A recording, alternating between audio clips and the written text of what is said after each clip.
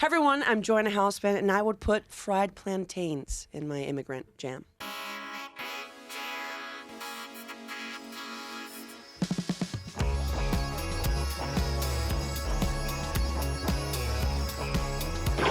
Oh my God. Oh my goodness. Yes. We can't believe it because we're back with another amazing episode here at Immigrant Jam headquarters. I'm your host, Lucie Pohl. This is Immigrant Jam, a podcast where I talk to the coolest, most amazing, most delicious and nutritious immigrants. And today we have the amazing Joanna Hausmann, head writer of Disney Plus's new animated show, Hamster and Gretel, everybody. Comedian, voice actor, YouTube lady extraordinaire, and podcaster of the podcast Hyphenated. Yes, it's true. We have Joanna Hausmann in the house. Oh my God, look at that. Oh my God, I love that. No one's ever done that, No right? one's ever done that. No one's ever done that pun, ever. Can't believe I never thought of it. I know. It's weird. It's like one of those obvious things where you're like, oh, wow. Welcome to Immigrant Jam. Thank you for being here. I'm so glad to be here. I mean, the first question I got was, what would you put in your jam? Fried plantains. That's my favorite thing in the world. So That is my favorite thing in the world. But do you only like them fried or do you like the maduros as well? Because I think both. Okay, so Maduro is the name of the Venezuelan dictator. So I tend to just go for the fried. eat him? So in Venezuela, Maduro is fried plantain. And then when you put him in just the oven and baked, I don't know what that name is. I think it's Freedom. just boring. Freedom instead of Maduro. There we go. Yes. So the sweet ones, what do you call them in Venezuela? Tajadas or maduros. Okay. But I tend to go for tajadas, because I say the name. Oh, I have a maduro, and just like I just go into my head into a black void of depression. Yeah. So And trauma. Trauma. You're like, I can't enjoy this food. Yes. He really did ruin the best food in the world, Yeah, that's true. and other things. So, yeah, exactly. No, just the food. It was just the food. We don't care about anything else. Do you make them yourself? No. I've made them myself once, and I burned not just myself. I burned my mother-in-law. And she was That like, was don't worry." intentional, though. Oh my God, no, I love her so much. I love my mother-in-law. I love her so much. I'm obsessed with my mother-in-law. Really? I really am. I think she's like the most amazing woman in the world. So I burned her, and I was like, I'll never do this ever again. Like I'm not allowed to. I just scorched the most, pure human I've ever met with oil. So, I don't make them myself, but I do buy the Goya ones. And I know Goya is a very complicated and controversial Yep. company. Yep. But it's the one thing I allow myself is to buy the Goya, like already made fried So the plantains. frozen ones. Yes. And then you put them in the oven or in a toaster. No, in the microwave. Oh my God. See, now we're getting to the real cross-cultural meat of it, people. This is it. Because microwaves are the most American thing ever, aren't they? They really are. It's bad for you and it's quick and it's efficient. And you know what? That's America. It's bad for you, quick and efficient. Yeah, it's so true. So funny. Okay, so you were born in the UK randomly, you said. Totally randomly. My parents, my mom was getting her master's and my dad was actually teaching at some university called Warwickshire or something like that. I don't even know what it is. And they were like, yeah, let's just spend a year or two in England. Why not? I feel like it's going to be a great time. And then my mom got pregnant and had me during spring break. Nice. And in Tampa, Florida. No, I'm kidding. Can you imagine? Honestly, it would have been less confusing for me growing up because it's a point of contention. Like the point where people ask me where I was born and I say the UK, everything in my identity gets distorted because I am not English at all. Yeah. Like there's no part of me that is English. I did 23andMe. There's no part of, and I feel so Venezuelan and my parents are so Venezuelan that, we put in society these rules about how to determine where someone is from. And birth, I think, is the laziest one. Yeah, so true. So true. You're just born there, and then I pieced out at 2 years old. I don't know anything about, you know what I mean? But it's also like this way for people to put you in some sort of category, Yes. right? To go, well, where were you born, though? Yeah. And then it's like, oh, England. That's why you hold your bagel Usually weirdly. that's why you can't tan and look like you are not Latin. Right. Yeah, exactly. But it's almost like I always say, I think like now that we're getting rid of, pronouns and stuff like that, we should start getting rid of like national identities too. Ooh. To like classify people or to force people to identify with one thing or that thing where they were born, because it's like, yeah, you can be multiple things too. Yeah, right? I mean, and that's, in history, before even the bicycle was invented, people were from their town. And their town That's true. and was 5 miles away from another town, and they wouldn't say they're from the other town. There wasn't the whole concept of like in Italy, it was like your feudal state. Right. And now it's like, your okay, tribe. Yes, or your tribe. So true. And now, it's like we've expanded that to, okay, now countries. And I think in the future it's going to be like, where do you generally feel? Like, what's your general vibe? Yeah. I think that's what it should be. It should be, because we're becoming so much more globalized. But you said that you're so Venezuelan and your family's so Venezuelan. What does that mean? Like, what makes someone so Venezuelan, or what makes you so Venezuelan? Well, I think Venezuela in particular, in the past, I'd say 10 years, has gone through, what a lot of countries have gone through, which is a massive diaspora movement. And maybe if that hadn't happened, maybe I wouldn't feel as Venezuelan. But there's a reality where, like I think it's like a fourth of our population has left the country. So Venezuelanness has sort of acclimated to what we've been talking about, which is you don't have to be part of this geographical place to be called something. Right. It's like a sentiment, it's a tradition, it's what you eat, it's how you talk, it's the words you use, and it's like what you feel in your heart. But I get a lot of like Venezuelan truthers. Like, you don't know how many times on Twitter I'll get like, oh my God, this B word ain't Venezuelan. I saw in her Wikipedia page that she was born in the UK and now she lives in New York. How is she Venezuelan? And I'm like, I'm not here to justify where I'm from. I'm telling you, I feel very Venezuelan. And one of the reasons I feel Venezuelan is I have 4 grandparents, like everyone else. Each grandparent was born in a different country, and each of them were able to create a home in a country that opened their doors to them. So my maternal grandmother is from Cuba. My maternal grandfather was born in Venezuela. Then on my dad's side, there are Holocaust survivors that arrived and had a prosperous, wonderful life, and they were so grateful to this country. So that's one of the reasons I also feel Venezuelan. It's a country that was so open to immigrants, and I think ultimately I feel like an immigrant, no matter what. Yeah, I totally relate to that so much. Tell me why you feel like immigrant is your, like, Well- what is it about that word that makes you feel like this is what I am? I mean, you have a podcast called Immigrant Jam. It's just because of the podcast. I actually was born and raised in one place, and everybody's from there. No, my mother, on my mother's side, I'm Jewish, and like you're Jewish as well, right? And so my grandfather was a German Jew who. Mine too. Oh my God, That's crazy. Are we related? Are you from? Wait, are you from Leipzig? Oh my God. No, he was born in Hamburg, and then he lived in Munich, and so in 1933 he had to leave because that was the thing to do, number one thing to do in Jewish Lonely Planet in 1933 was leave Germany. Get out. Yeah. And he went to Romania because he had a sister who had already gone there, and then the rest of his family was killed in the Holocaust. He got out. He met my grandma there, who was a Romanian Jew. Romania became fascist as well.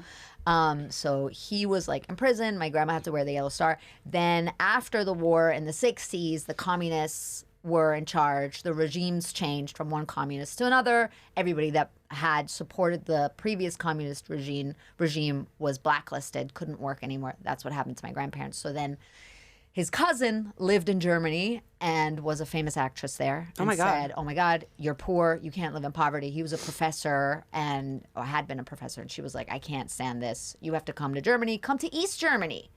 Oh, okay. And there was no wall yet. It was in August of 1961. She was like, come to East Germany. And if you don't like it, you can leave. And literally a week later, the wall was built. God, I feel so bad for your... Yeah, it was so bad. God. And so that's my mom's side. And then my dad's side, they were from East Prussia, which is Poland now. And then the war happened and they were refugees and poor and outsiders and Bavaria, because people after the war got like placement slips kind of to where to go in Germany. So they were put in Bavaria, which is like another country anyway in Germany. So they were foreigners there, basically. So this is like in my like bloodline, I feel like. And I never felt super German. I never felt super American. I don't speak Romanian, but I grew up with a lot of the culture around me. And my grandma had a thick accent. My mom sings Romanian songs. So that's why I can relate. And that's why I feel like an immigrant, like more than a national identity in that sense. Yeah, I always feel jealous of like my European friends. Like I have friends from Spain. Yeah. And I'll go visit them. Like I went to their house right before the pandemic, and they're like, "This is my house. We've been here for 4 centuries. My family, we go down lineage for 25 centuries, and this is where we're from." And I'm like, "Is there anywhere else you're from?" "No, I'm from here, the south of Spain. That's it." Like I don't know why I started talking like a German there, but because he was secretly a German Nazi oh hiding my God! out. No. Fun fact. No, but my father-in-law, he arrived to Colombia when he was, I think, 5 or 6 years old. And he's been there his whole entire life. And when you ask him where he's from, he says Italy. Because he was born in Italy. And honestly, I went, the first Christmas I spent at my then boyfriend, now husband's house in Colombia. I went to his grandmother's house, and I felt like I was going to the south of Italy. Like there was nothing Colombian about it. It was just literally they took a little house from Italy and put it in Colombia. I love it. And they like, it's bizarre and crazy, but it doesn't matter how much time he spent in Colombia, which was such a different experience for my family, which is like, you know, all these people from different places, and they're like, "We're Venezuelan, Venezolanos, Venezuela," and then to see my husband's family, which is like, we're not Colombian. We're not Colombian. He was Italian, and then my mother-in-law is like Mexican American, who grew up in Colombia. And for her, she's like, I don't know where I'm from. And I think a lot of it also has to do with the fact that Venezuela had very open borders during the 20th century. A lot of immigrants came and made their ¿cómo se dice? Like clubs there. Like there was the Italian club, there was a German club, there was a Jewish club. Like you could have your identity within Venezuela, which made people feel Venezuelan, ironically. And then in Colombia, there was not a lot of immigration in the 20th century. It's actually pretty closed off. So my in-laws never really felt like they belonged.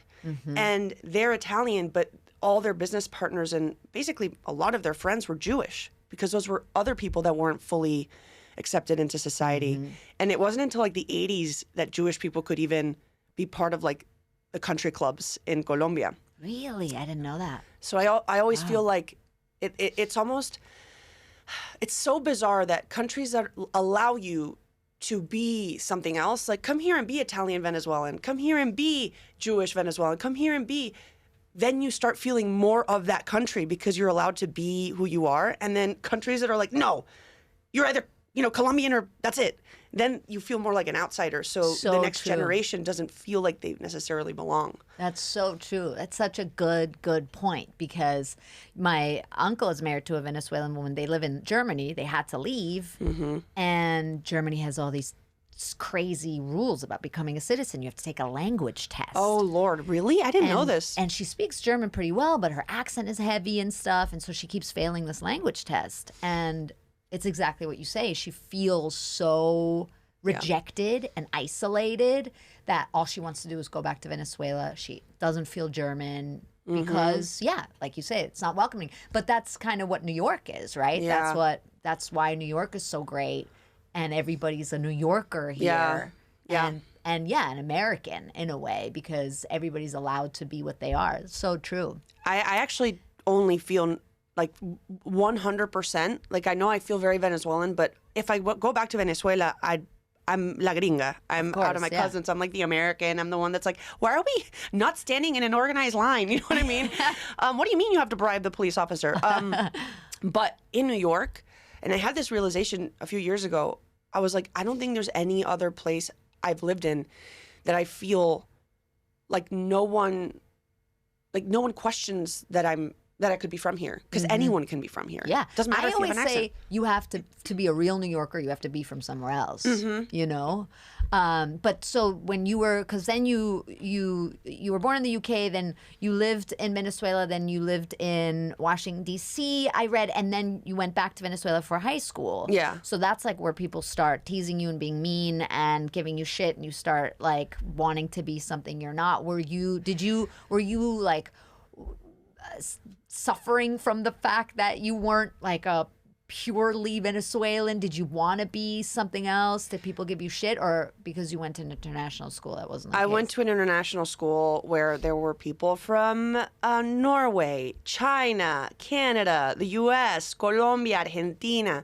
Someone was from Zimbabwe, like in my grade. Like, Yeah. So since there wasn't a unified identity, my lack of typical Venezuelanness was sort of overlooked, because once you have so much diversity, even in one graduating class, you can't nitpick. Right. Yeah. But I remember my siblings told my parents, they were like, do not put her in the Jewish school, because that was originally what was going to happen.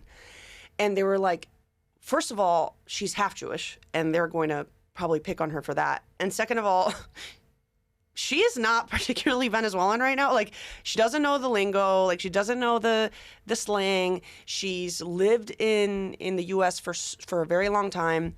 And so she's probably going to get picked on. And my parents were like, yeah, let's not do that. Because I had been picked on my whole life. And it was like, let's give this girl a break. So when I actually moved back to Venezuela, I would say that my international school, where I could speak English and Spanish simultaneously, and the people in my school were seen as the weirdos of Caracas, because we'd go to the mall and be like, oh my God, ¿qué es eso? Como que I really como que quiero llamar a my mom, pero I can't porque she's going to get so brava conmigo, and it's insane. O sea, como que ladilla, you know? So, and people would be like, oh my God, they're such weirdos. And we didn't really realize we were weirdos. So I think my experience in Venezuela in the international school, and specifically because it was the international school, was actually a place where I sort of came into myself, because I was surrounded by people that were perceived as others or othered in other environments. Like, my friend from Norway would go back to Norway, and people would be like, oh my God, you live in Venezuela. What's wrong with you? And then he'd come back, and he was normal in our school, you know? Yeah. So, yeah. That's so funny.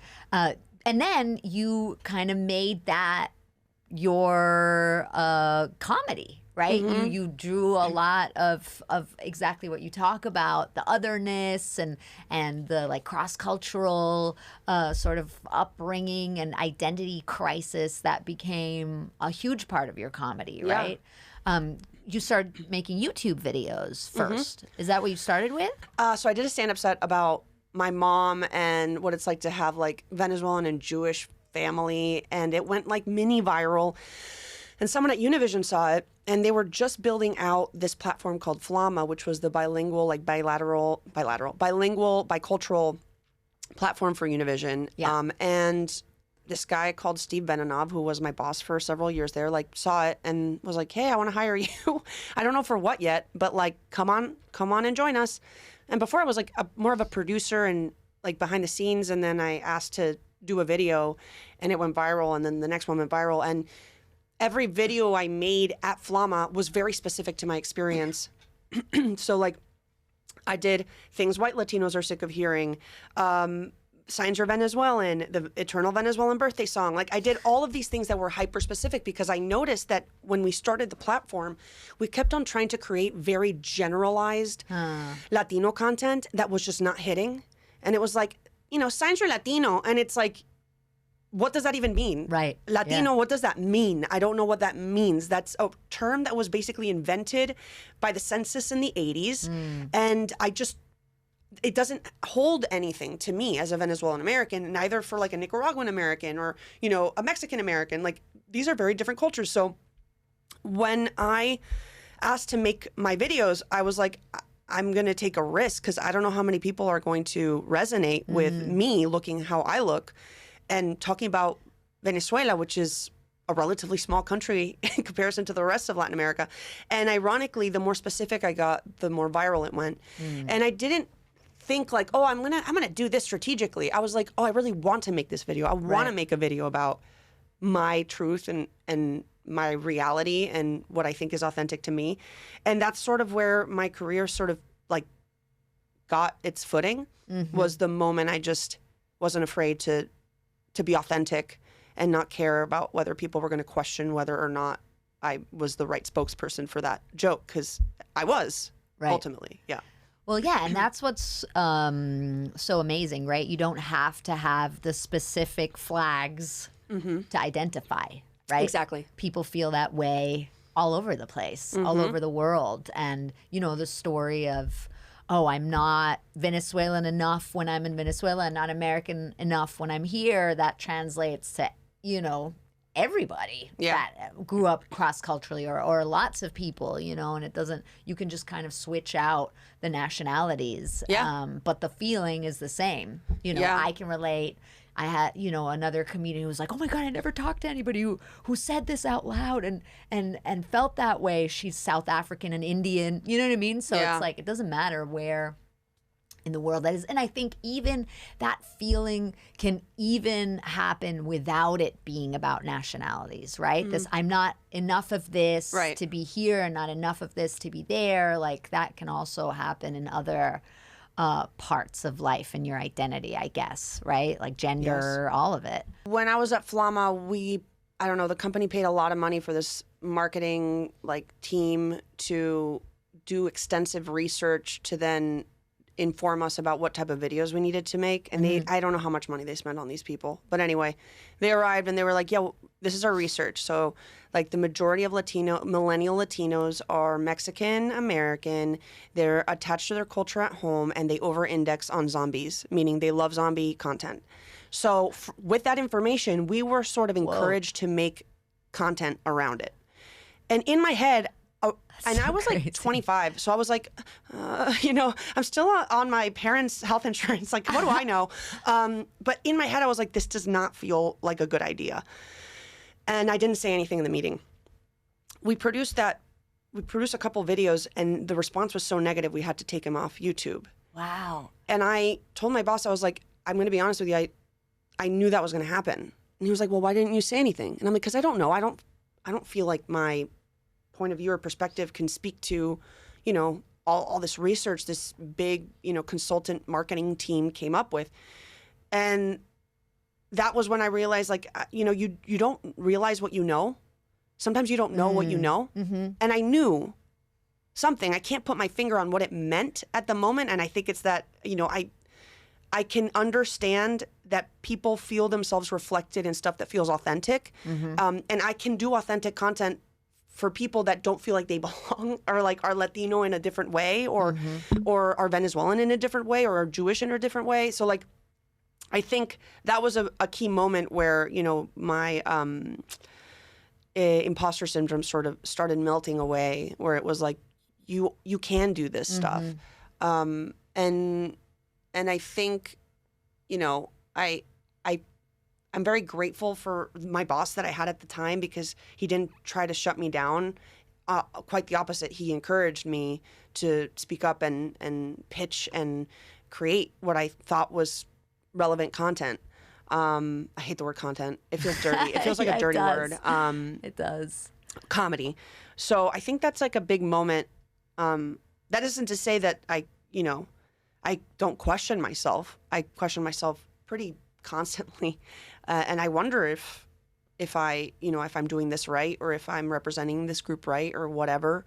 I try my best to, like, you know, have my own litmus test of like, all right, so like this script that you're writing right now, it, you know, is this the right way? Is this how you want to represent, you know, because right now in Hamster and Gretel, you know, we incorporated a Venezuelan mom as the mom for the kids in this Disney show. And while some scripts I'm like, oh, let's just do this. Oh my God, yes, this is so funny. The grandma's going to come. She's based on my maternal grandmother. Grandma's going to come and tell this story, like that is our version of La Llorona, which is this Latin American folktale. But we're going to call her La Sombrerona. We're going to make it funny. And that was easy. But then it was like, okay, I'm meeting with the art director to see how the house of these kids and this family can have elements of Venezuelanness. And I'm like, I gave my perspective, but I'm like, what if my house doesn't look like anyone else's house? What if, like, what am I sure that this is what, and then when it finally came out and some of the renderings came out online, I saw that people did see themselves reflected in those specific like design elements.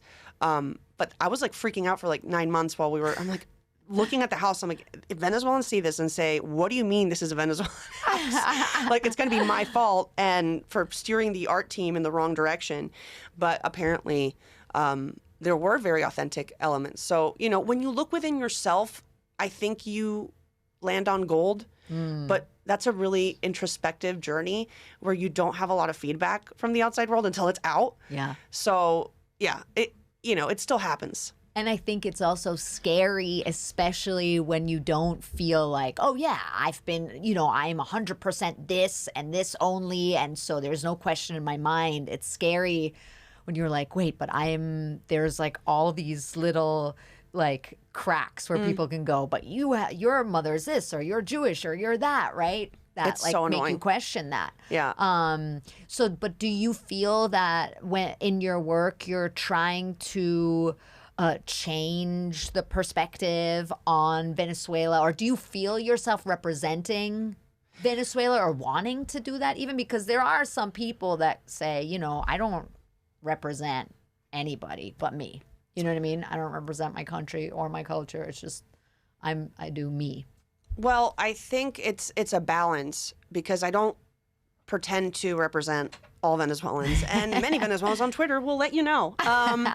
You know, I represent a very specific experience. Yeah. But I hope that within my very specific experience, I can represent others. And I don't know. I feel like, yes, I do feel. I don't feel it a burden at all. I feel like it's very exciting for me to add these little elements here and there, and imagine like a mom watching this with her kid and saying like, oh my God, I can't believe that they added the beige Venezuelan uniform in this flashback sequence. But I don't feel like I'm like, you know, this patron saint of Venezuela. Like, no, you know, I'm a comedian making little cartoons. Like, this isn't, you know, but I do want to incorporate my perspective and my point of view and my identity into everything I make because I find it fun and exciting. And if that means that people feel reflected in it, then that's amazing. If people don't, that's okay too. Then fuck off. Then literally go fuck yourself, 6-year-old Cindy. I'm kidding. But it's exciting to think that, you know, a kid, because I think a kid watching the show, for example, that may never have heard of Venezuela, now may go and like play pretend that they're in Venezuela, or, you know, feel a connection to it. That's a pretty dangerous play pretend, you know, just pretending to get kidnapped, pretending to have hyperinflation. In the animated version. But you know what I mean? Like, feel a connection to it. Yeah. And feel, because I went to an international school too, and I totally took for granted how much it does for you as a kid to just have met one person from every country in the world. Oh my God, yes. Just met the person. Not even eaten the food or know anything about its history. Like, not even go that far, but just have met one person. What a great point. You're right. You know what I mean? It's so true. Hear like a name from the country, or like, you know what I mean? Like, have met somebody from there. It like totally changes your perspective and your attitude in life. I think it's humanizing something very abstract, right? Which is, you know, I had a lot of Muslim friends in college, and my friends from the Jewish school in Venezuela that didn't leave Venezuela and just went to college right after and stayed in Venezuela. Like, I remember having conversations with them where they'd bring up like the abstract concept of being Muslim in contrast to being Jewish, and it was riddled with like inhumane descriptions. These people have since like very much evolved. They've left and they've met people that represent this supposed abstract enemy that doesn't exist. Right. But I remember so clearly going back and going, like, meeting up with my friends, and then, you know, they were talking about this, that, and the other, and speaking in these terms about this group of people, which is impossible to, generalize. And then I just kept thinking of my friends that I had just like partied with the week before. And I'm like, this is so weird and wrong. Yeah. Like what you're saying is weird and wrong. And I was 18 and I guess I was too dumb to sort of realize what was going on there. But like they were generalizing a people that they didn't see as people. Yeah, because they had never met any. Yeah. Yeah. And it happened, inverse for me. People that didn't realize I was Jewish. Like, there's a lot of anti-Semitism in countries like Venezuela. I saw it a lot in high school because they just didn't know anyone. And then they'd be like, "Oh, you're Jewish?" And I'm like, "Yeah." And they're like, "Oh, but you're like nice." And I'm like, "What the fuck do you think we are?" Yeah, So true. Yeah. And then they're like, now that I've met you, I kind of like am open to it. And I'm like, okay, that's weird. It's weird that it took me. But it's just, that's why I find it so important to travel and get out of your small environment and just see how big and expansive the world is in terms of people. Yeah. And see the stories and tell the stories Yeah. and have them be in the mainstream, whatever that, Yeah. means. So did you grow up practicing? Like, are you religious? Or did I'm you not grow religious. Up with Jewish? I'm very atheist. Even my grandfather doesn't believe in God. But it's cultural. Yeah. So I feel culturally Jewish for sure, mostly Right. because my dad's side never felt like they could stay in any country for longer than a generation. Yep. So they sort of attach themselves to the idea of being Jewish because they literally have not been able to sit still for course. a generation. So, Yeah. but I had this very interesting thing happen where in Boston, I did my bat mitzvah, and it was with this like super hippie rabbi that played the guitar and had long hair. And my bat mitzvah incorporated my Nick Kroll. Can you imagine? I kind of looked like him actually. My non-Jewish family were part of my bat mitzvah. I did I did a bar mitzvah, which is I read the Torah, I read the Haftarah, and then I moved back to Venezuela, and I was not considered Jewish by the Jewish school standards, which is because my mom isn't Jewish. Right. So even though there was this conversation about me either going to the international school or the Jewish school didn't accept me because I wasn't Jewish. So do you know what that's like for a 13-year-old to be like, I just did a bar mitzvah. I just spent 8 years studying a bar mitzvah. I just spent 8 years studying for this thing. God. I feel Jewish because my last name isn't Gomez or Gutierrez or Duarte. It's Hausmann.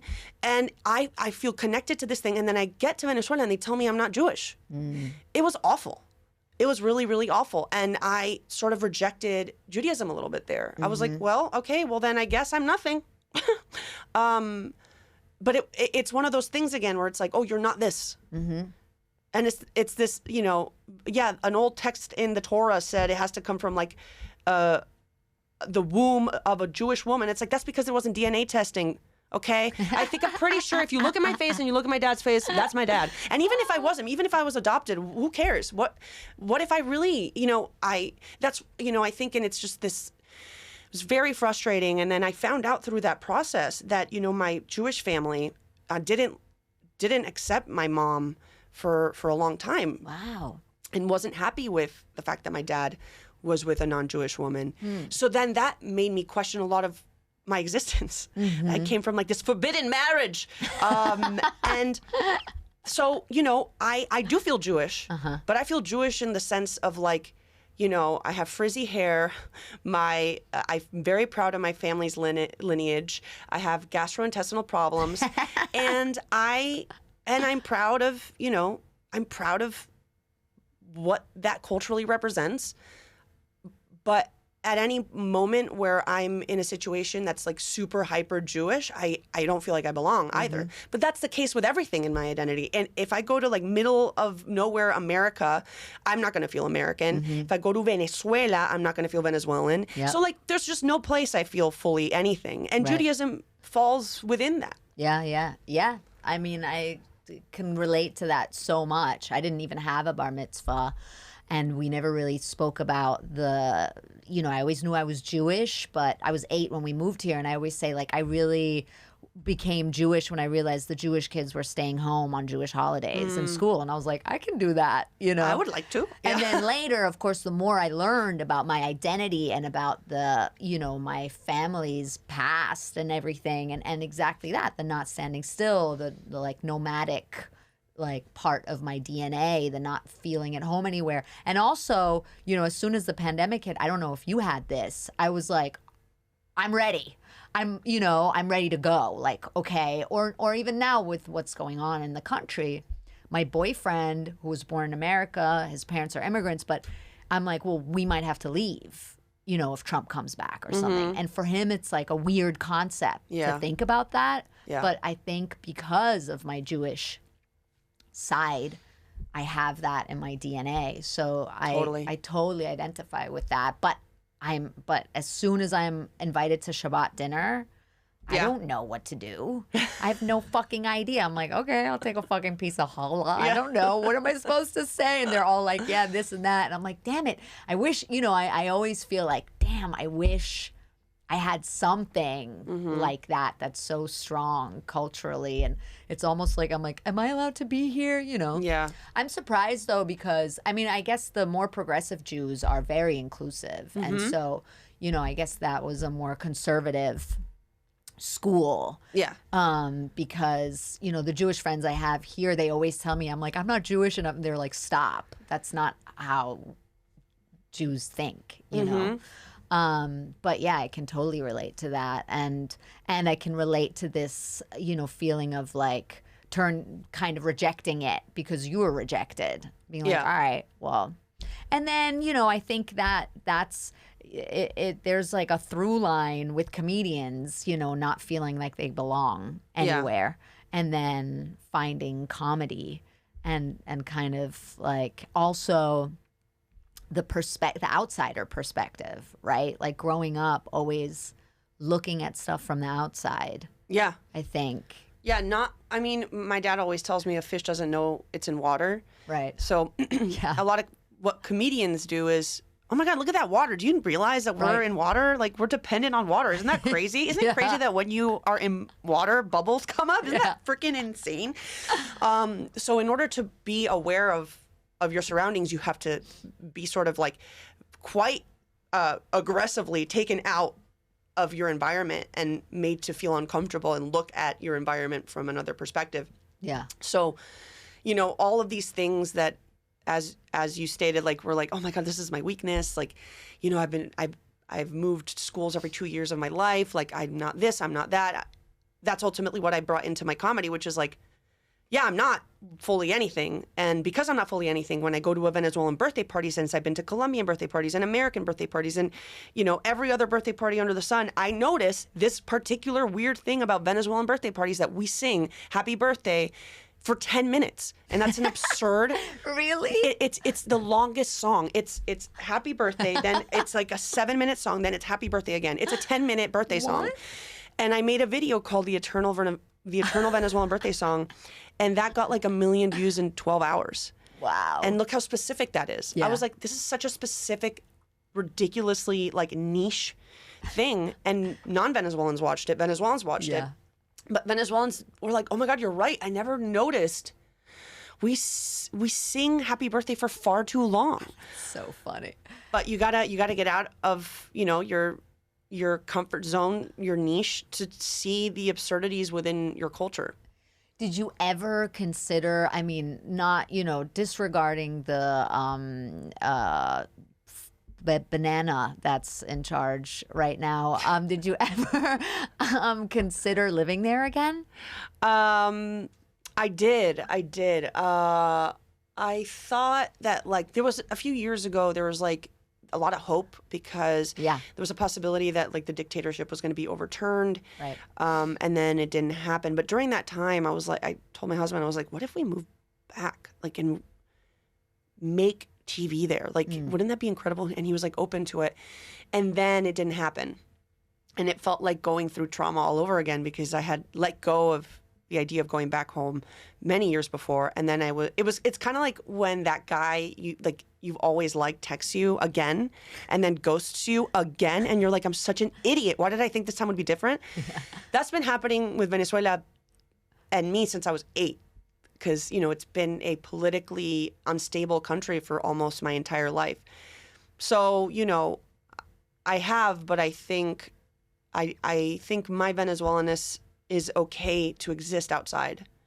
And I can continue feeding that side of me without having to be there. So I don't think I'll be going back. But who knows? I mean, things change very quickly.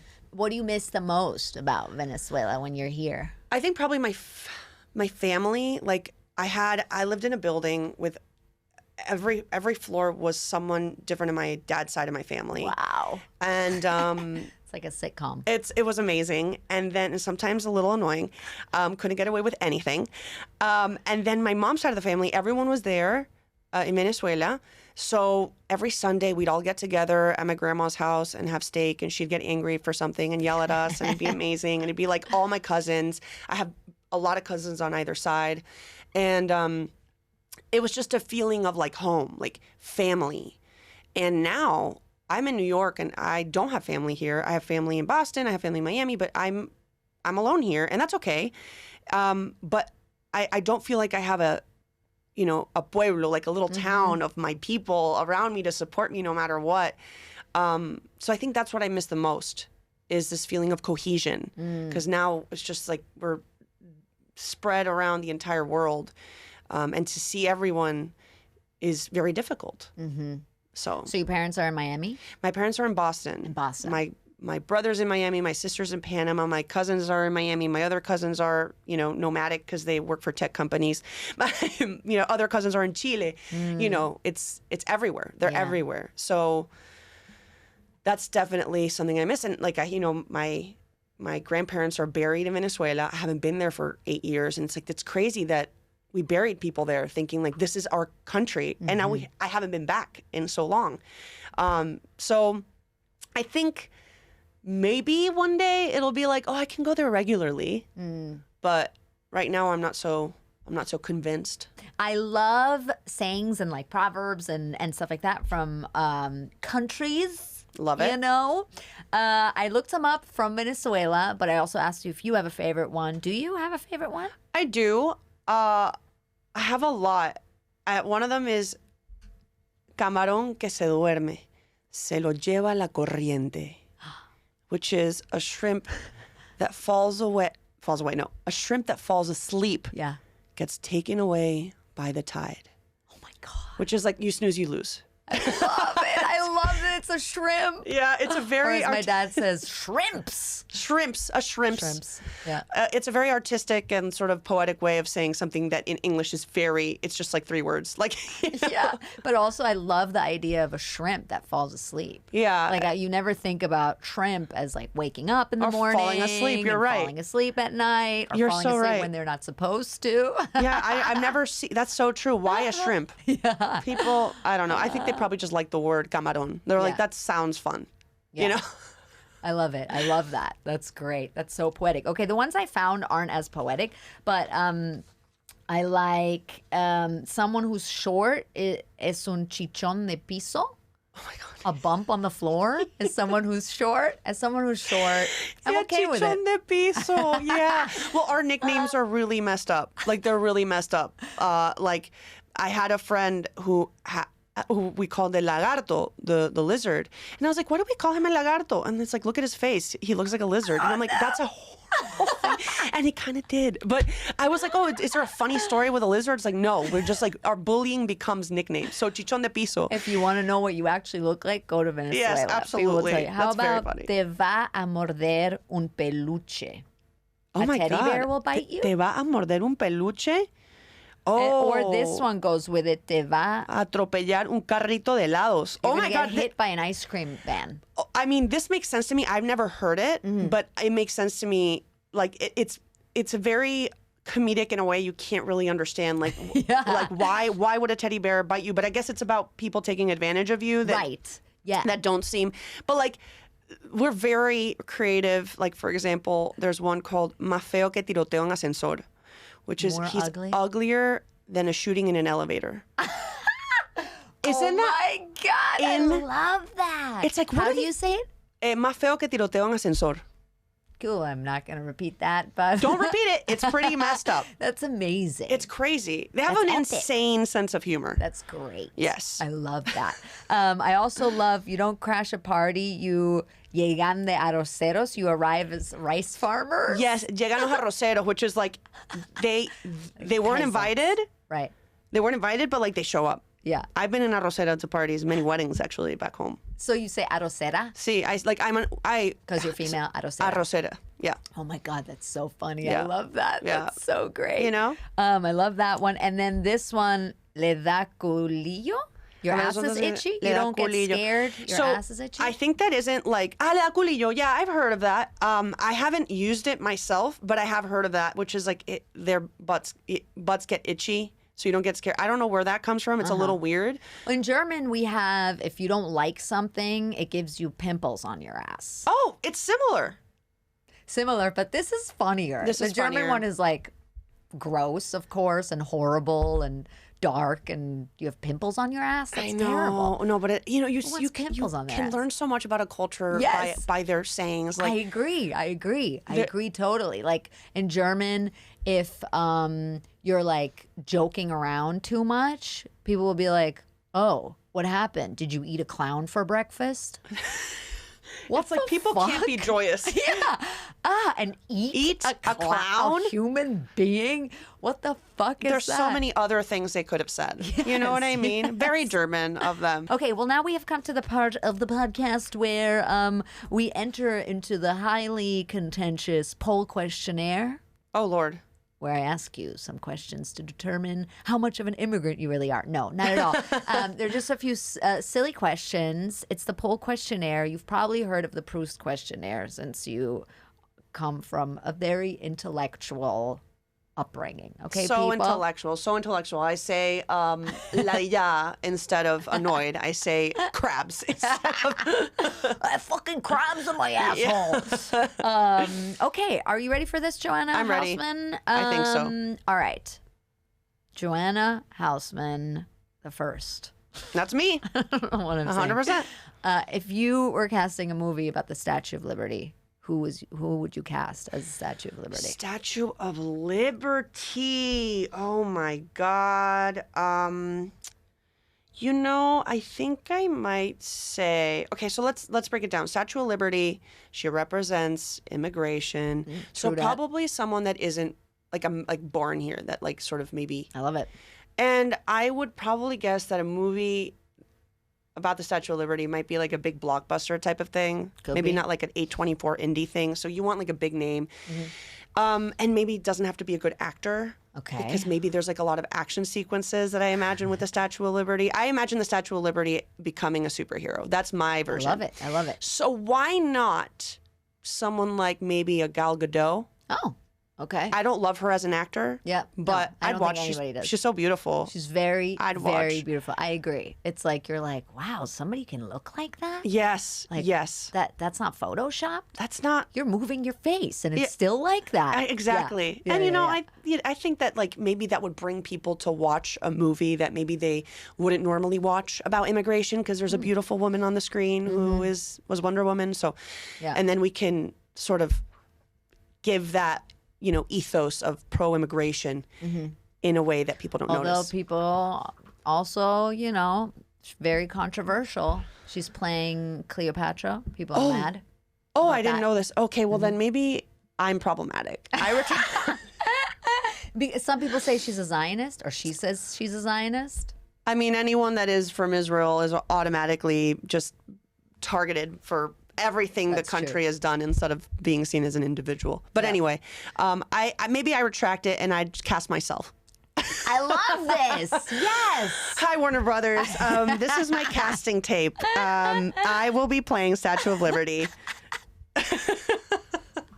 Fuck Gal Gadot. Joanna Hausmann is in the Hausmann. Yes. Okay. If you had to make up a catchphrase for America, what would the catchphrase be? Great at marketing. Great at marketing? Yeah, like home of the free, not really. Like the American dream. What dream? America already has so many good catchphrases, and most of them are not true. Mm-hmm. So I'd say great at marketing. If you were president of the United States of America, what American food would you ban? Ban. Mm-hmm. Get rid of. What don't we need here? I'd say like stuff like Spam, Spam. which is like that. I think it's called Spam because it's like it's for the military. I think that's what the M stands for. Oh. All these foods that are like, which we talked about at the beginning, which is like efficiency and just like you just need something quick that doesn't go bad and whatever. Like that stuff is bad for you. Yeah. That's why we're dying at a high rate. Maybe let's just like eat a vegetable. Yeah. So anything that's like super processed, like Spam. Okay, Spam is gone. Spam is dead. I love it. I love that. Okay, if I'd like to know what it stands for? Spam is special processed American meat. Oh, really? and does it come from a military because the military needed like to like basically give soldiers protein in a way that wouldn't go bad? And also, what's special about it? I don't know. Special forces. Maybe. Special diarrhea, more like. There's a lot of different acronyms for it. People use scientifically processed animal matter. Ugh. Yeah. Scientifically processed animal matter. And you know what? They probably changed it to special whatever meat marketing. Marketing. There you go. You did Marketing. it. You're a fucking genius. I honestly- Great at marketing. I am. Hire me. I love it. Okay. If you had to eat one American person, who would you eat? Oh. Wow, I wasn't expecting this.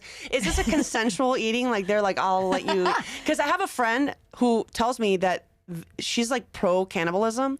She says it. So wait, hold on. She says it's the most ethical meat. If someone says, I consent to you eating me, that's the only animal that can consent to you eating it. Therefore, I don't agree with her, but she is right. You know that there was this story in Yes. Germany where he fried the penis? Of course it's Germany. Yeah, of course it's Germany. He fried the penis. The guy put an ad into whatever saying looking for man to eat. Eat my penis. No, to eat. And then the guy responded to the ad. They met up. He fucking chopped his penis off, fried it, and ate it, and then chopped him into little pieces. I mean, is that ethical meat? It's He said yes. Meat. He didn't go and find someone I guess it against is his will. He ethical. said, I am good. I'm good with this. Yeah. No, you're right. Why should we be above being eaten as a species? I mean, so who would I eat? Yeah. That is a question I've never been stumped because you are what you eat, and the people I'd be okay with, like, getting rid of in America aren't people I'd want to be. Okay. So I think I would eat. For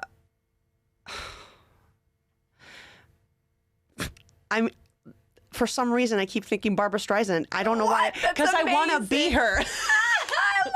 I want to be her, not because I want her gone. It's like if I am what I eat, I want the talent of Barbara Streisand. So the original funny girl. So, if it was consensual, maybe that would be like the one person I'd be like, maybe. Funnily enough, Barbara listens to this podcast. And so Barbara, let us know if you'd be okay with being eaten by Joanna. Barbie, let me know. BS, Let me know. Just call on up. Okay. What is the most Venezuelan thing you've ever done? Spent 9 months trying to get my passport and hiring 2 hackers, paying off a government official, and waiting in line for like 10 hours. I'd say that's my most Venezuelan thing. I love it. What's the most American thing you've ever done? Most American thing. I'll probably go to Costco and get excited and be like, oh my God, I cannot believe I could buy all this that I don't need. I've never been to Costco. I have to do it. I've only been once, and it was a ride. Was it? It was. I felt so American. I love it. Okay. Gotta go to Costco. So efficient. All right. Well, that leaves us with the last, final, and most important question you've ever been asked in your life? And it wasn't the cannibalism one, because that one was number one so far. Well, it's the most important question for me. It's actually the reason why I bring people here. Full disclosure now at the end of this podcast. Do you know how I can meet David Hasselhoff? You know, he's a typical Hollywood dude. I would tell you, just go to either a beach and just stand there, or go to a really, really annoyingly healthy restaurant that names all of their stuff in adjectives, so you're forced to order the like kale salad as, you know, beautiful. So I am beautiful is ordering a kale salad. He might be there. Okay. That's what I think California people do. I agree. I think you're right. Okay, that's what I'm going to do. Joanna, where can people find you on the social media? Well, I'm Joanna Hausmann on Twitter. I'll spell it out, Hausmann, 1 S, 2 N's. And then Johaus, Joe House on Instagram. Honestly, just Google Joanna Venezuela and I'll pop up. There's not a lot of Joannas. So just Joanna Venezuela, I'll pop up and follow me everywhere. And Hamster and Gretel is on Disney Plus right now. The first 5 starring our episodes. good friend Carolina Rabassa, baby, as the Yes. mom that you were Yes. talking about earlier. 5 episodes are out. 5 episodes are out. There's going to be a total of, I think, 30. Yeah, 30 episodes will be, Nice. you know, put on the platform over the course of a Great. few months. And are you doing stand-up or live shows around New York? I am. I don't know. I know I have one coming up, but I don't remember where. But, you know, I posted online. It's something like Madison, something with a garden in it. This I don't know. Madison Gardens. Weird. Madison Gardens Triangle. Something like that. Yes.